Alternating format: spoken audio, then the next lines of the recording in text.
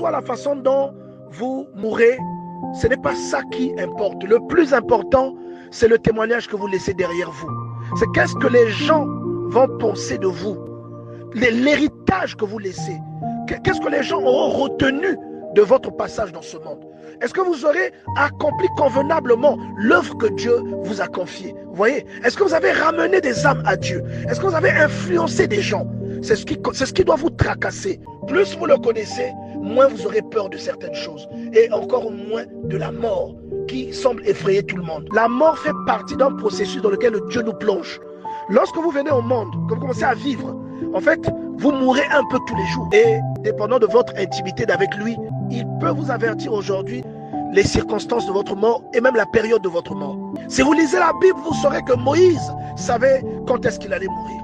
Si vous lisez la Bible, vous savez que Aaron savait quand est-ce qu'il allait mourir.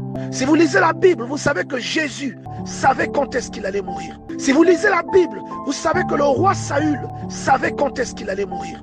Si vous lisez la Bible, vous savez que Élie, par exemple, savait exactement quand est-ce qu'il allait être enlevé. Donc ce ne sont pas que les satanistes ou les occultistes qui savent ces détails-là.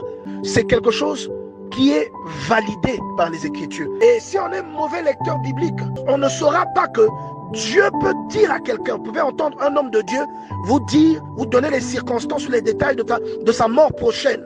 Et vous allez vous dire que ce n'est pas clair. Vous êtes un mauvais lecteur de la Bible. Dans la Bible, Dieu dit à Moïse, Aaron, ton frère, va être recueilli auprès de son peuple. Il le lui dit dans Nombre 20, verset 24. Il dit, il sera recueilli auprès de son peuple. Et Dieu demande à Moïse d'aller sur la montagne avec Aaron et le fils aîné de Aaron, qui s'appelle Éléazar. Et il lui dit, tu prendras les vêtements sacerdotaux de Aaron et tu les mettras sur son fils Éléazar. Vous voyez? Et Aaron va expirer sur la montagne. Aaron n'a pas eu peur de mourir. Il est parti sur la montagne. Il a affronté son passage de l'autre côté. Ça ne veut pas dire qu'il n'aimait pas la vie, mais c'était justifié par la conviction qui l'animait. Moïse dépouilla Aaron de ses vêtements et les fit revêtir Éléazar son fils. Aaron mourut là au sommet de la montagne.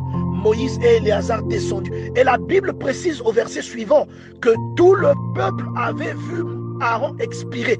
Tout le peuple était au courant que Aaron partait sur la montagne pour aller y mourir, pour que son fils soit consacré, parce que lui, il retournait à la maison. Vous voyez? Et c'est une preuve qu'il croyait vraiment en ce qu'il disait.